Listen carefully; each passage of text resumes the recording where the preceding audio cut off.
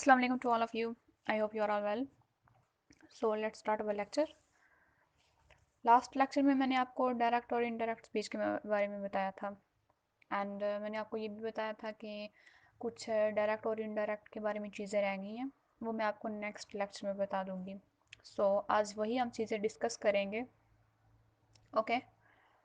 जो इनडायरेक्ट और direct speech होती है ना, उनके जो सेंटेंसेस, जो पार्ट्स होते हैं ना, आज हम उनको डिस्कस करेंगे. ओके. यानी हमने ये सीखना है कि इससे कि एक सेंटेंस के हिस्से कौन से हैं और इन हिस्सों को क्या कहा जाता है, और एक बात कि आपको इन कंपोनेंट्स का पता होना चाहिए. ओके. सो एग्जाम्पल से आपको ये समझ आएगा, तो हम आपको एक एग्जाम्पल देते हैं. एग्जाम्पल क्या है? Ali said to me I like orange. Okay. Ali मुझसे क्या कहता है कि उसे ऑरेंज पसंद है. ओके. जो इंग्लिश लैंग्वेज होती है ना, इसमें ना कही हुई बात के दो हिस्से होते हैं. ऊपर मैंने जो आपको एग्जांपल दी है अली वाली, इसमें दो हिस्से आ रहे हैं ना, दो पार्ट्स आ रहे हैं. फर्स्ट क्या है? Ali said to me. आगे हमने इन्वर्टेड कॉमास लगाए हैं.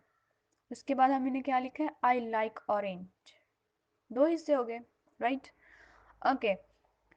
जो पहला हिस्सा होता है ना, उसमें क्या बताया जाता है कि बात करने वाले जो हैं वो किस से बात कर रहे हैं. यानी एक बंदा है, वो ये मतलब कि जो बात हम कर रहे हैं किसी से, वो किस से बात कर रहे हैं.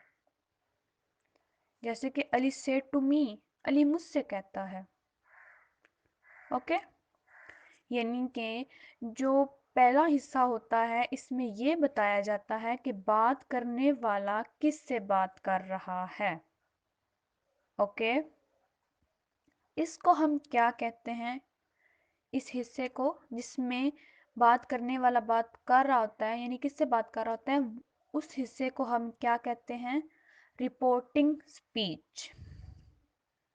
उसको हम रिपोर्टिंग स्पीच कहते हैं. Okay, that's clear. तो अब जो पहला हिस्सा होता है ना, उसमें जो वर्ब होता है ना हमारे पास, पहले हिस्से में जो वर्ब यूज हो रहा होता है, उसको हम रिपोर्टिंग वर्ब कहते हैं. क्या कहते हैं? Reporting verb.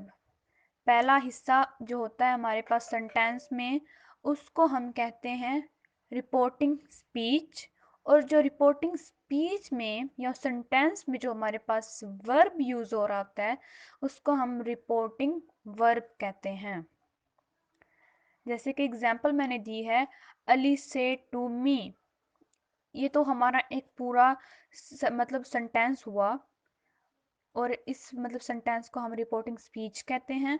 लेकिन इसमें जो हमारे पास वर्ब यूज हो रहा है ना, सेड, इसको हम रिपोर्टिंग वर्ब कहते हैं.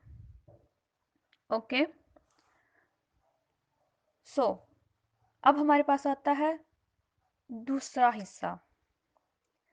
दूसरे हिस्से में जिसमें इसकी कही हुई बात को बयान किया जाता है.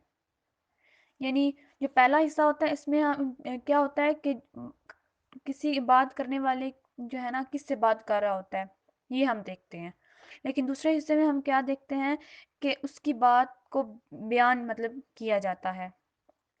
इसकी की हुई बात को, यानी जो भी वो बात करता है उसको हम बयान करते हैं. इसको हम क्या कहते हैं? Reported speech. ऊपर वाले पहले हिस्से को रिपोर्टिंग स्पीच, और सेकंड वाले हिस्से को हम कहते हैं रिपोर्टेड स्पीच. ओके. और इसमें जो वर्ब यूज हो रहा होता है ना, उसको हम कहते हैं reported verb. That's clear. Okay. एक और इम्पोर्टेंट बात, जो बोलने वाले अल्फाज होते हैं ना, उसको हम इन्वर्टेड कॉमास में बंद कर देते हैं. ओके. ये मतलब जो डायरेक्ट हमारे पास होता है ना, डायरेक्ट डायरेक्ट स्पीच जो होती है हमारे पास, उसको हम इन्वर्टेड कॉमास में बंद कर देते हैं, और जब कोई भी हम उसके इनडायरेक्ट में चेंज करते हैं ना, तो इसको इन्वर्टेड कॉमा को ख़त्म कर देते हैं और हम दैट लगाते हैं। ओके, जैसे मैंने आपको एग्जांपल दिया, Ali said to me I like orange. अब इसको इनडायरेक्ट में चेंज करते हैं तो कुछ ऐसा होगा, Ali told me that he liked orange. Okay, so आज का बस इतना ही आपका लेक्चर था। आई होप आप समझ आई होगी। एंड अगर किसी किस्म का भी मसला आपको बनता है तो आप पूछ सकते हैं। एंड लास्ट थिंग कि ये हमारा लास्ट लेक्चर था।